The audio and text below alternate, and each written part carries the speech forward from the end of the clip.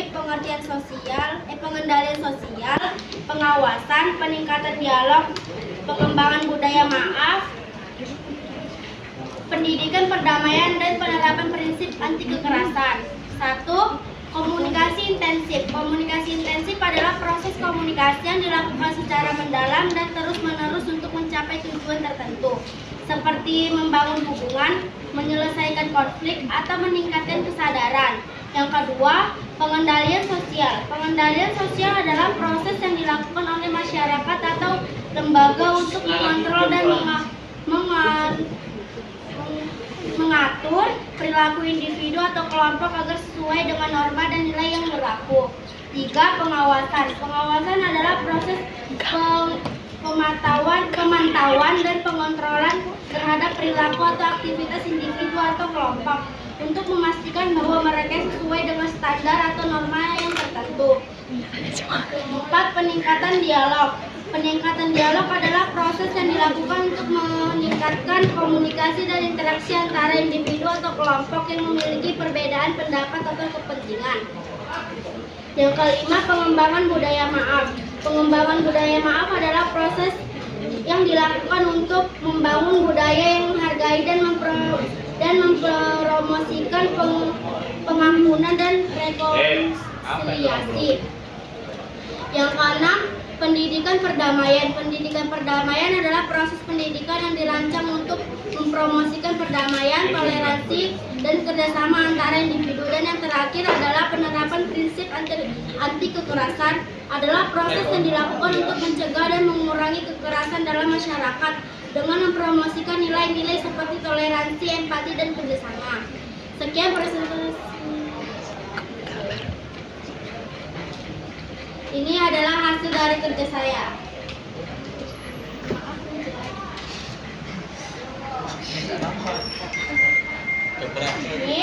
Ini ada prinsip anti kekerasan yang pertama, yang kedua pengembangan budaya maaf, yang ketiga peningkatan dialog, yang keempat pendidikan perdamaian, yang kelima pengendalian sosial, yang keenam pengawasan, yang ketujuh komunikasi intensif. Sekian dari presentasi saya. Apakah ada yang mau bertanya? Apa? Yang ada di luar kelas. Kita masuk ke siapnya masing-masing.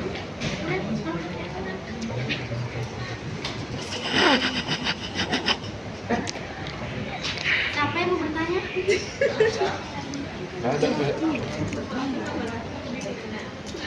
Dua orang, weh. Mau bertanya, Ibu?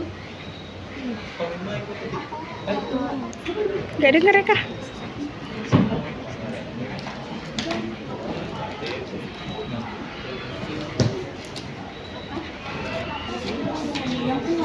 Ternyata dari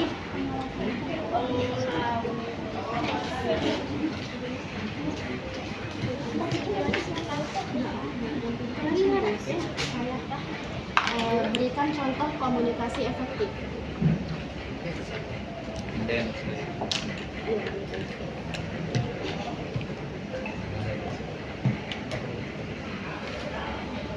Udah, ada yang lagi yang mau bertanya? Oke, sebentar ya. Saya akan menjawab pertanyaan dari Eka Fatima. Pertanyaannya adalah, apa contoh nyata dari pengawasan? Contoh nyata dari pengawasan adalah seperti pengawasan kamera CCTV, pengawasan oleh satpam, pengawasan oleh guru, pengawasan oleh polisi, pengawasan oleh sistem keamanan, pengawasan oleh auditor, dan pengawasan oleh pihak berwenang. Apakah jawabannya sesuai? Saya akan menjawab pertanyaan kedua dari Deyarni. Pertanyaannya adalah, berikanlah contoh komunikasi intensif. Contoh komunikasi intensif adalah negosiasi bisnis, mediasi konflik, konseling psikologis, pertemuan tim, diskusi kelompok. Apakah jawabannya? Bisa tolong lanjutkan lagi. Jawabannya adalah negosiasi bisnis, mediasi konflik, konseling psikologis, pertemuan tim, diskusi kelompok. Oke, terima kasih. Sekian presentasi dari saya. Wassalamualaikum warahmatullahi wabarakatuh. Waalaikumsalam warahmatullahi Selamat pagi semuanya. Masih pagi nih. Ini masih pagi. Apa tadi bilang siang? Saya Fadel Hasan Bukit mau mempresentasikan hasil kerja saya mengenai penyelesaian konflik. Di sini penyelesaian konflik yang saya gunakan ada 6, di mana yang pertama itu penerapan prinsip anti kekerasan, yang kedua pendidikan perdamaian, yang ketiga pengembangan budaya maaf, yang keempat pengawasan, yang kelima memastikan terpenuhinya kebutuhan, dan yang keenam komunikasi intensif.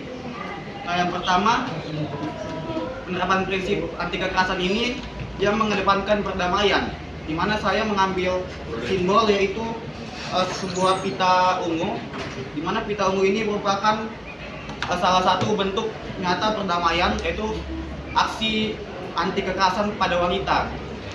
Yang kemudian adalah pendidikan perdamaian. Di sini pendidikan perdamaian itu memberikan pemahaman pentingnya hidup damai, toleransi, dan penyelesaian konflik tanpa kekerasan.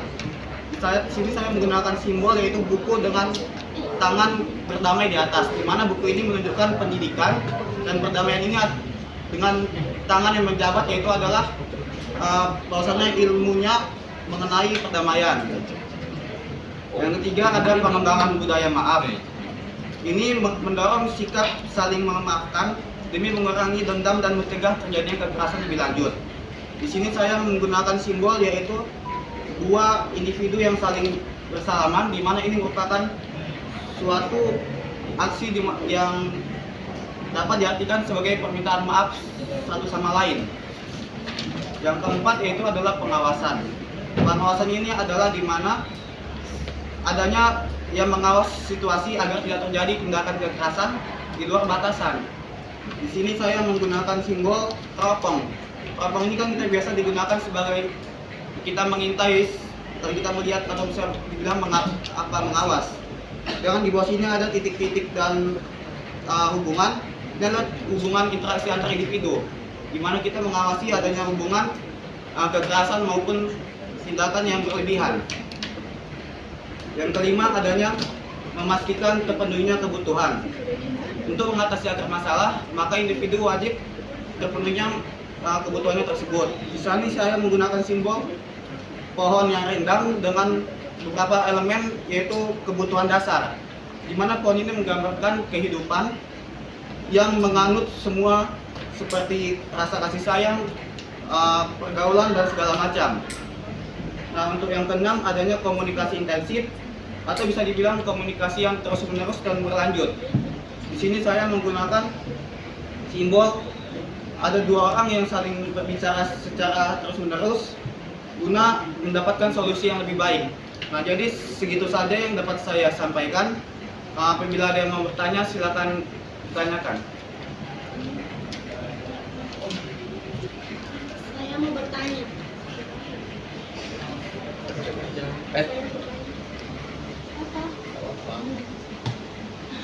Apa tantangan yang mungkin dihadapi dalam implementasi pengawasan sebagai strategi penyelesaian konflik?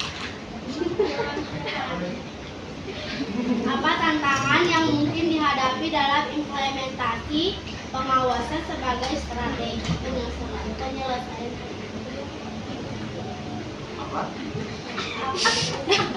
Apa tantangan yang mungkin dihadapi dalam implementasi pengawasan sebagai strategi penyelesaian konflik?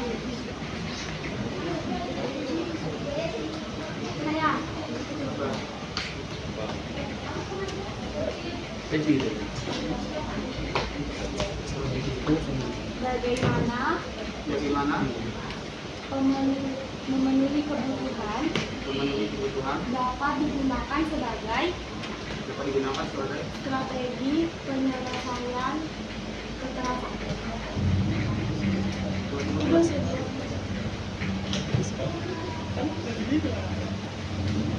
Lebih baik saya akan menjawab pertanyaan dari Yura dulu, bagaimana pemenuhan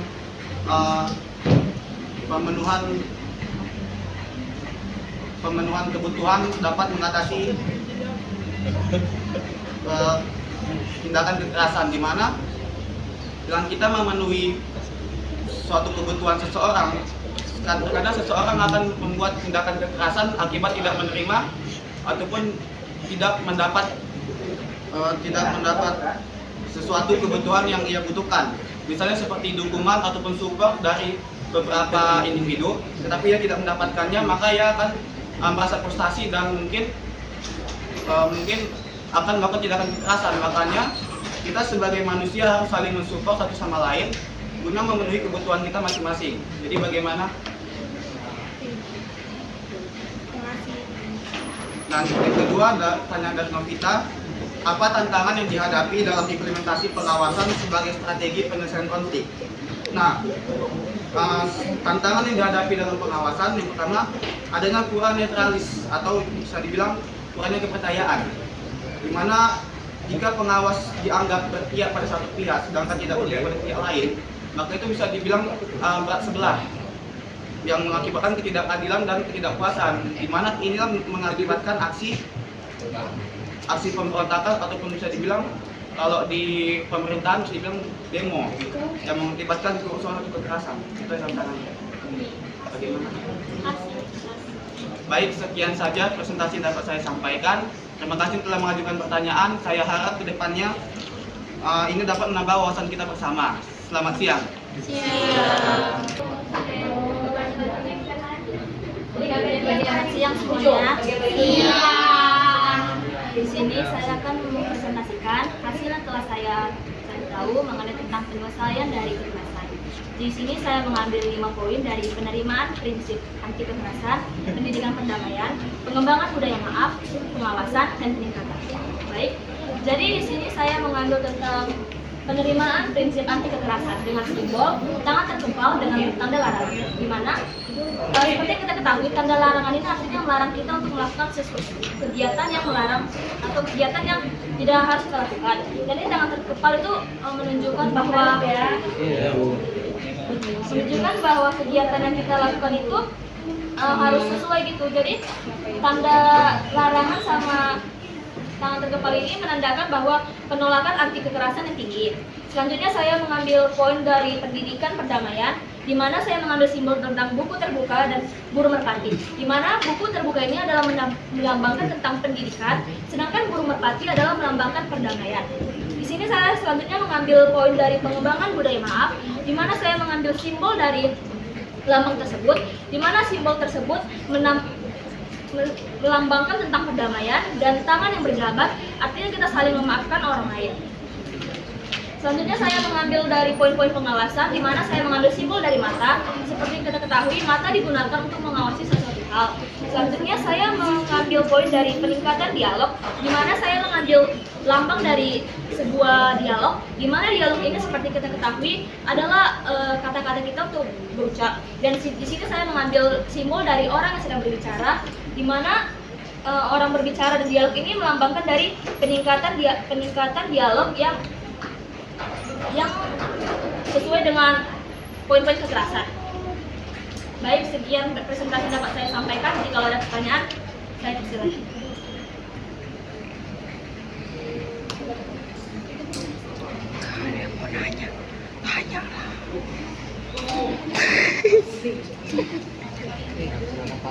Saya mau nanya,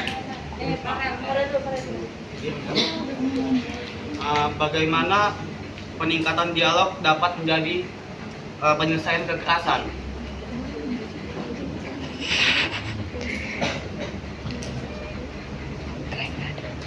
Ada lagi yang baru bertanya?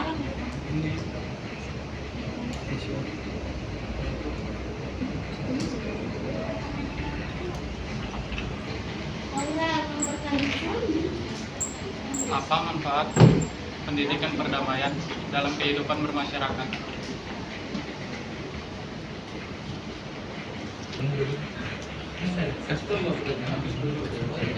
Baik, di sini saya akan menjawab pertanyaan dari Farel. Peningkatan dialog dapat menjadi salah satu penyelesaian dalam kekerasan karena membangun pemahaman. Di mana kita dialog itu berarti berbicara antara satu dengan yang lain. Itu juga salah satu cara kita untuk menghindari konflik atau kesalahpahaman antara kedua belah pihak atau pihak yang lain. Selanjutnya, dengan mendorong kerjasama, dialog itu seperti yang kita ketahui kan saling mengobrol dengan satu dengan yang lain. Jadi di mana kalau kita membangun komunikasi dengan yang lain, di situ hubungan kerjasama kita dapat timbul dan bisa menghindari dari yang namanya kekerasan. Apakah mengerti?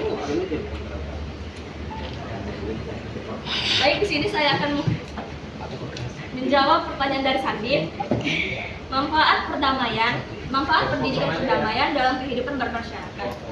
Yang pertama adalah membangun toleransi. Pendidikan perdamaian mengajarkan nilai-nilai toleransi yang mengajarkan kita untuk saling menghargai antara satu dengan yang lain. Selanjutnya ada pengembangan empati, di mana dalam pendidikan ini kita dibantu untuk membangun rasa empati kita terhadap sesama, membantu kita menguji empati kita terhadap orang lain walaupun kita tidak suka terhadap orang itu. Yang selanjutnya adalah menciptakan lingkungan yang harmonis, di mana pendidikan ini dapat membantu kita untuk menciptakan lingkungan yang harmonis antara diri kita sendiri dengan orang lain. Apakah dapat diterima? Baik, cukup sekian presentasi yang dapat saya sampaikan. Terima kasih.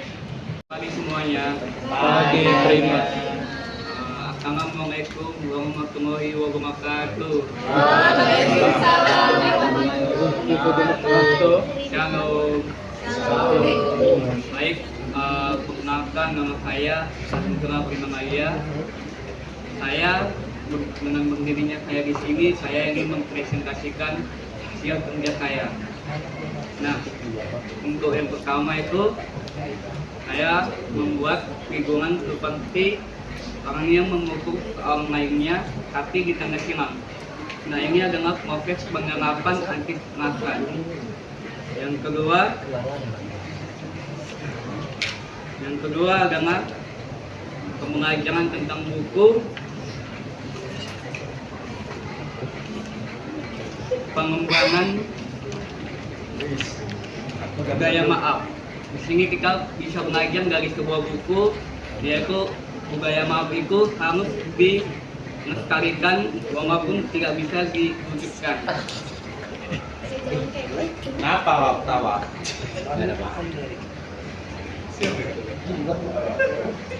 Baik, yang ketiga ini ada gambar seperti dua buah tangan, yang di tengahnya ada hati, dan di bawahnya ada daun, tas, air. Ini berarti sebuah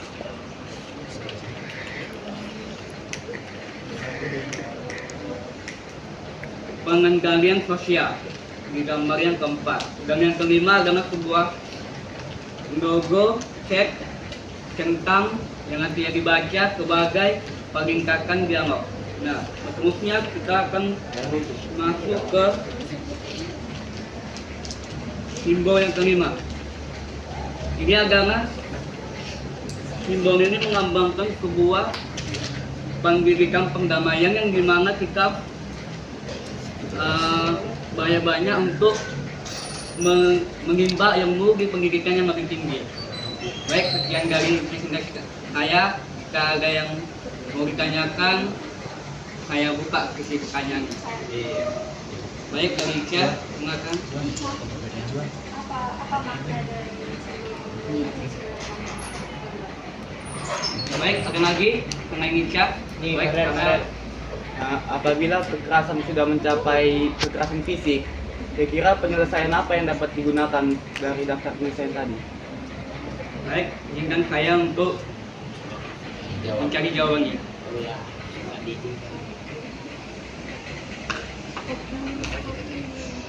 Baik, saya sudah menemukan jawabannya. Ica, silakan channel sini, Ica. Nah, di gambar ini kan ada dua buah tangan yang di tengahnya ada hati. Nah, itu melambangkan sebuah aksi sosial yang dimana lambang ini adalah sebuah kasih sayang. Nah, di bawahnya ini adalah tumbuh-tumbuhan yang dimana kita itu harus bersosialisasi dengan cara menumbuhkan rasa percaya diri kita. Yang kedua adalah tas. Tas ini mengajarkan kita sebagai simbol arti pendidikan dari sosialitas itu sangat penting bagi kita. Dan yang terakhir adalah air. Yang ini adalah air mata.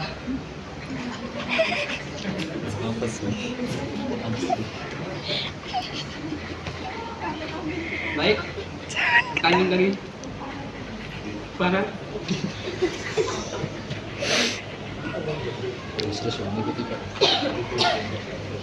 Apa pertanyaannya, Bos? Bila kekerasan sudah mencapai kekerasan fisik, penyelesaian apa yang dapat digunakan dari daftar di situ? Nah, kayaknya bila kekerasan fisik sudah melakukan tindakan itu, Sudah sampai kekerasan fisik. sudah sampai ke kekerasan fisik. Tindakan yang kita dapat lakukan yaitu adalah mengarainya atau menghukumnya.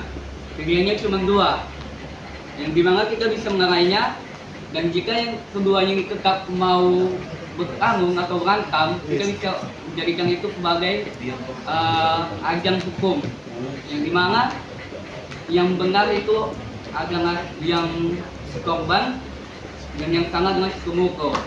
Karena bagaimanapun ketika ada suatu masalah, kekerasan itu tidak boleh dilakukan secara sengaja maupun tidak sengaja. Mau itu lawan atau korbannya itu melakukan kesalahan yang sangat fatal, dan itu bisa diakibatkan visum. Baik, sekian dari presentasi saya. Terima kasih.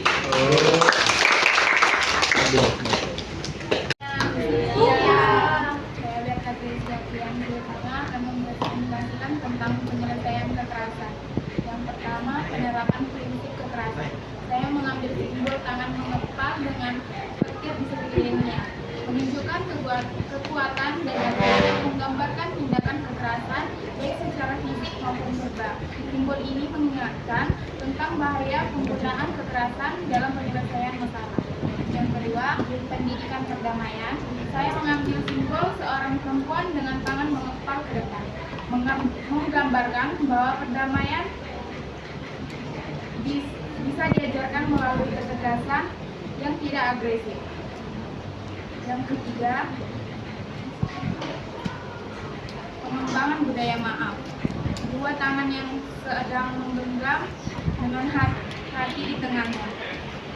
Dua tangan yang sedang menggenggam mencerminkan kerjasama dan kesediaan untuk berdamai. Yang keempat,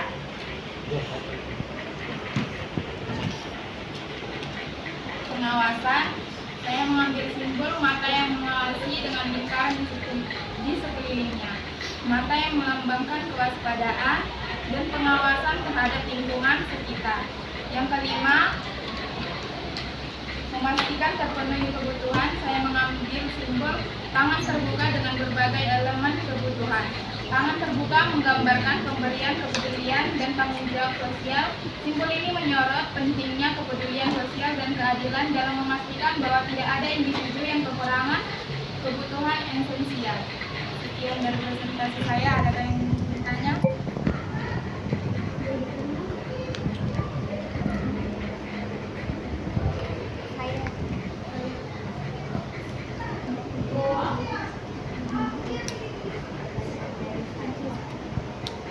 Pertanyaan dari saya,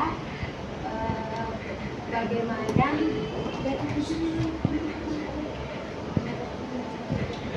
jelaskan yang menurut kamu bagaimana penerapan prinsip anti kekerasan? Kata dampak dari pengembangan budaya maaf di dalam masyarakat.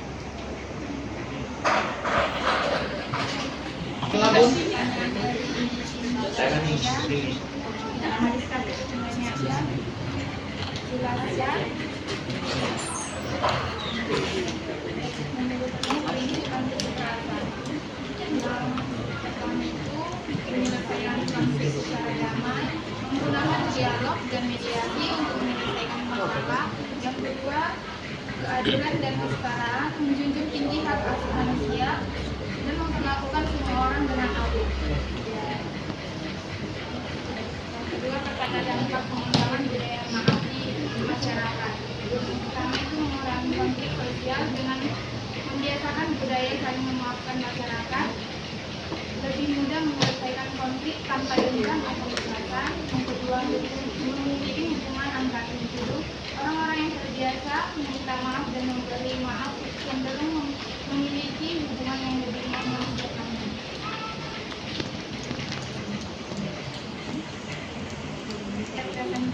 Presentasi saya, terima kasih. Assalamualaikum semuanya, selamat siang.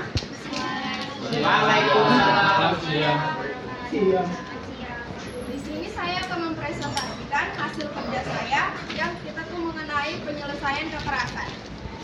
Di sini saya akan menjelaskan gambar yang pertama, yang dimana ini pengembangan budaya maaf. Pengembangan budaya maaf adalah proses menciptanya dan memperkuatnya nilai-nilai maaf dalam masyarakat. Ini melibatkan upaya untuk mempromosikan kesadaran dan pentingnya maaf. Di sini saya mengambil simbol yang dua orang sedang berpelukan dan ada gambar hati yang diplaster. Dan yang kedua itu ada penerapan prinsip anti kekerasan, yang dimana gambarnya ada laki-laki yang ingin memukul seorang perempuan. Ini adalah sebuah prinsip yang menekankan pentingnya menghindari kekerasan dan memilih cara-cara yang damai untuk menyelesaikan kekerasan. Yang ketiga ada komunikasi intensif. Ini ada gambar laki-laki dan perempuan sedang berkomunikasi.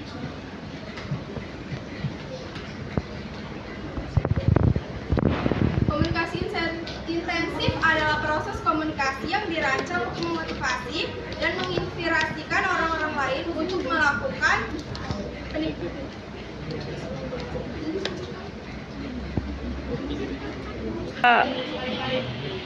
yang dirancang untuk memotivasi orang lain dan dia tuh menginspirasikan orang lain.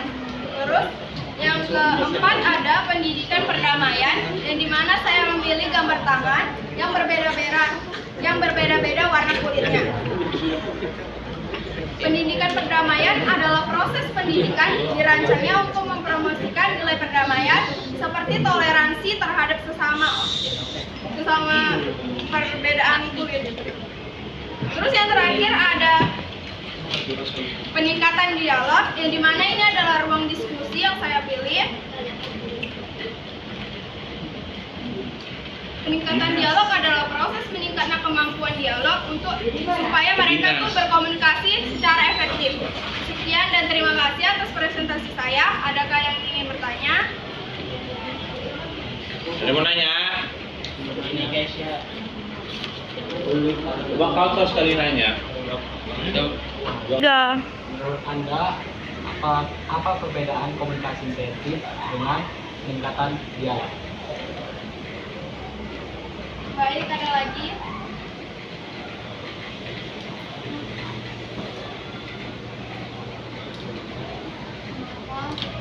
Dalam diskusi, ruang diskusi termasuk dalam poin peningkatan dialog.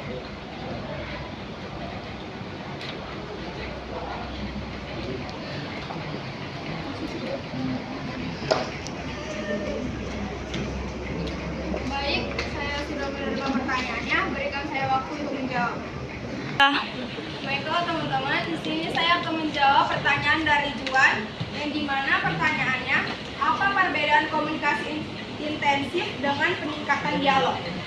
Komunikasi intensif itu lebih mengarah pada komunikasi yang dilakukan secara mendalam, sering, dan berkelanjutan dengan tujuan untuk membangun pemahaman yang lebih kuat dan mencapai kesepakatan tertentu.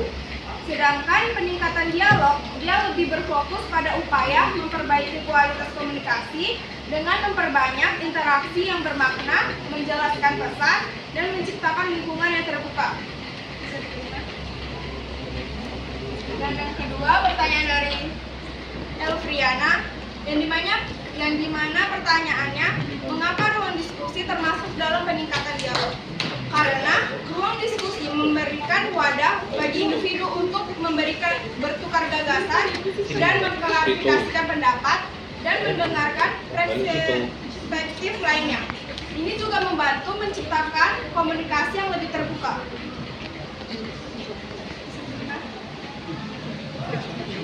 Sekian dari presentasi saya ucapkan selamat siang. Siap. Selamat pagi semuanya. Saya hari ini akan mempresentasikan hasil tugas sosiologi saya mengenai penyelesaian konflik. Yang pertama ada pengembangan budaya maaf, di mana ketika dalam masyarakat terdapat suatu konflik, maka kita bisa mengembangkan budaya maaf. Karena ketika kita sudah membiasakan kata maaf dalam kehidupan sehari-hari, maka secara otomatis akan terjalin hubungan yang baik antar individu. Di sini dia mewakili logo itu dengan tangan maaf terus bulat-bulatan, di mana bulat-bulatan itu maksudnya adalah sebuah pengembangan daripada budaya maaf. Selanjutnya ada komunikasi efektif. Ketika ada masalah atau konflik di antara masyarakat, maka kita harus meningkatkan komunikasi efektif. Jadi antar individu yang mempunyai masalah atau konflik itu bisa saling bertukar pendapat mungkin, atau saling mengajukan pendapat kayak gitu kan. Jadi nggak yang diem-diem aja gitu. Jadi bisa juga diselesaikan dengan komunikasi efektif. Nah di sini Dea mewakili logonya dengan 4 orang atau 4 kepala dengan menggunakan handset, dan di tengahnya itu ada seperti jaringan yang dimaksudkan dengan komunikasi efektif gitu. Selanjutnya ada penyediaan katarsis. Nah, katarsis itu penyediaan katarsis maksudnya penyediaan ruang untuk orang-orang memperbaiki atau mendinginkan emosionalnya. Jadi di masyarakat juga harus menyediakan katarsis. Di sini Dea mewakili katarsis itu dengan simbol bunga mekar. Kemudian manusia itu memegang atau menyediakannya seperti ini. Kemudian yang ketiga ada pengawasan. Nah, pengawasan ini ketika kita sambut pautnya dengan masyarakat, pengawasan ini mungkin hanya berfokus kepada pemimpin di masyarakat, seperti kepala desa, terus RT atau kadus kayak gitu. Karena pemimpin-pemimpin itulah yang bakalan mengawasi masyarakat tersebut ketika terjadi konflik. Di sini Dea mewakili logonya dengan simbol CCTV, di mana di dalamnya ada bacaan pengawasan. Nah, yang kelima itu ada penyediaan pengendalian kelompok. Pengendalian kelompok juga hampir sama dengan pengawasan, di mana pengendalian kelompok ini bisa dilakukan oleh pemimpin-pemimpin yang ada di masyarakat. Jadi pemimpin itu, misalkan kayak tadi kades, RT atau kadus, itu bisa mengendalikan kelompoknya atau menenangkan atau menjadi pihak ketiga ketika masyarakat atau individu-individu itu mengalami konflik. Sekian daripada presentasi Dea. Apakah ada yang ingin bertanya? Saya mau bertanya.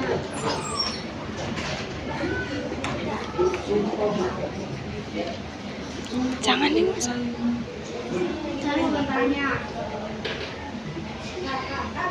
Bagaimana prinsip anti kekerasan dapat diterapkan dalam penyelesaian konflik interpersonal dan kelompok? Anti kekerasan dapat diterapkan dalam penyelesaian konflik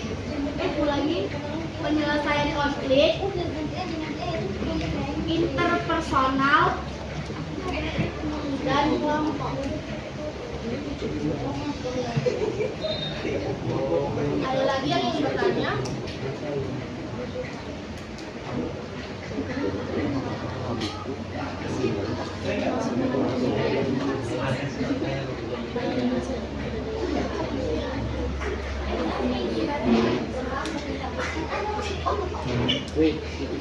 Izinkan Dea untuk mengumpulkan atau mencari jawaban.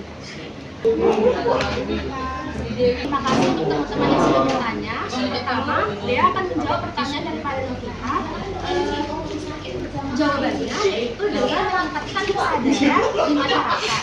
Misalnya dengan sosialisasikan, di mana mensosialisasikan prinsip tersebut bisa dilakukan oleh pemerintah atau orang-orang yang ada di kantor kepala desa. Jadi setiap individu yang ada di masyarakat itu sadar bahwasannya prinsip anti kekerasan itu perlu dan harus ada dalam setiap diri manusia atau setiap diri masyarakat. Seperti itu.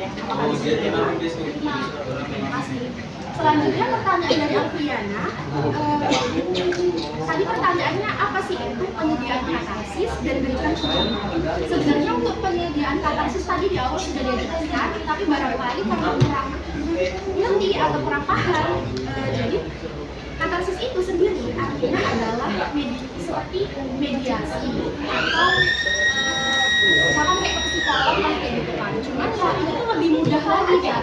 Kalau ke psikolog kan mungkin yang benar-benar detail. Nah kalau yang namanya katarsis itu lebih simpel daripada itu, kayak gitu. Atau tempat untuk bercerita. Jadi individu yang mengalami konflik itu bisa merasa lebih lega atau merasa lebih enakan gitu kan karena udah cerita. Nah contohnya apa? Contohnya sendiri di sekolah kita itu ada organisasi PKN. Nah PKN itu teman-teman bisa cerita kepada orang yang ada di organisasi itu bagaimana prosesnya. Nah itu yang ada di sekolah kita. Jadi ya di sekolah kita juga udah ada kan penyediaannya. Apakah bisa diterima? Oke, terima kasih. Selamat pagi teman-teman.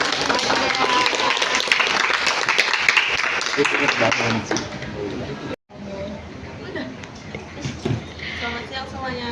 Siang. Bahkan saya Anissa Kisah Kirana. Saya akan mempresentasikan hasil kerja saya yaitu menyelesaikan konflik. Bentuk penyelesaian saya ambil yaitu pertama ada pengendalian sosial. Itu mekanisme dan proses yang digunakan oleh masyarakat untuk mengatur perilaku anggotanya. Yang ada di gambar saya itu ada seorang polisi yang mengatur orang-orang yang ada di lalu lintas. Ini. Nah, yang kedua itu ada penerapan prinsip anti kekerasan. Dari gambar saya itu ada orang yang saling berpelukan yang menggambarkan saling memaafkan agar menghindari kekerasan. Nah, yang selanjutnya itu ada pendidikan perdamaian.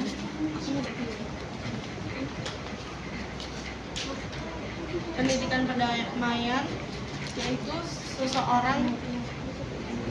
ada beberapa orang yang bergandengan tangan yang berbeda-beda suku maupun agamanya, yang bertujuan mencegah konflik atau perbedaan yang ada di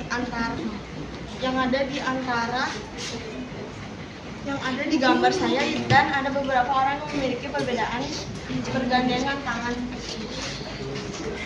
Nah, selanjutnya ada pengembangan budaya maaf. Itu proses membangun dan memelihara lingkungan sosial yang luas. Berkaitan dengan gambar saya, ada seorang anak yang meminta maaf pada orang tuanya, yang mengartikan pengembangan budaya maaf dalam lingkungan keluarga.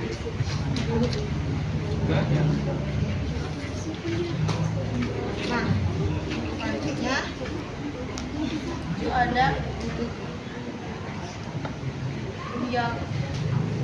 peningkatan dialog, yaitu upaya sistematis untuk meningkatkan kualitas komunikasi antar individu maupun kelompok. Dan ada pendampingan korban. Pendampingan korban adalah proses memberikan dukungan emosional, psikologis, dan lain-lain kepada pasien ataupun korban yang ada di gambar saya, yaitu ada seorang perawat yang memberi suatu bingkisan atau untuk memberi sedikit dukungan kepadanya. Nah, itu singkat adalah presentasi dari saya. Dan jika ada yang ingin bertanya, dipersilahkan.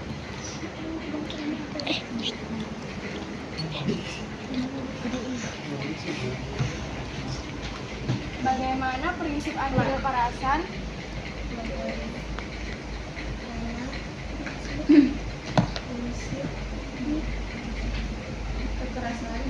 dapat membantu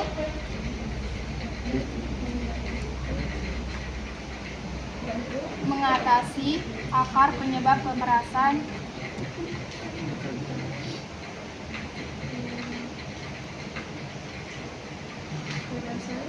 seperti kemiskinan.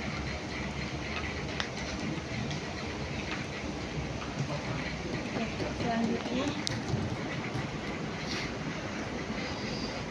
satu lagi, siapa yang bertanya?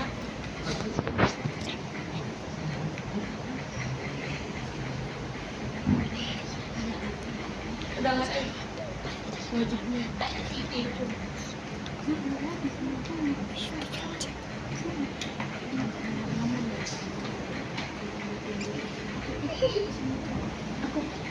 Ini Aurel. Apa yang dimaksud dengan prinsip anti kekerasan dan bagaimana penerapan Apa yang dimaksud? prinsip anti kekerasan dan bagaimana penerapannya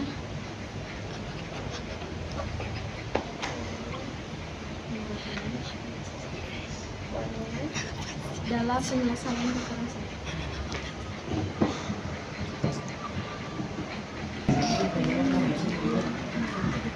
Saya akan menjawab pertanyaan dari Humaira, yaitu bagaimana prinsip anti kekerasan dapat membantu mengatasi dan menyebabkan seperti kemiskinan. Yang pertama, cara mengatasinya adalah meningkatkan kesadaran. Yang kedua, membangun ekonomi yang adil, membangun jaringan sosial yang kuat,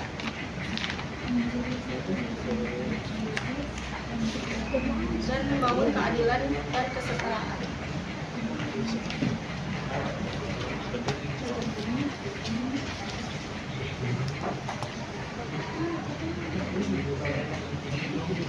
Yang jawaban kedua dari Aurel itu,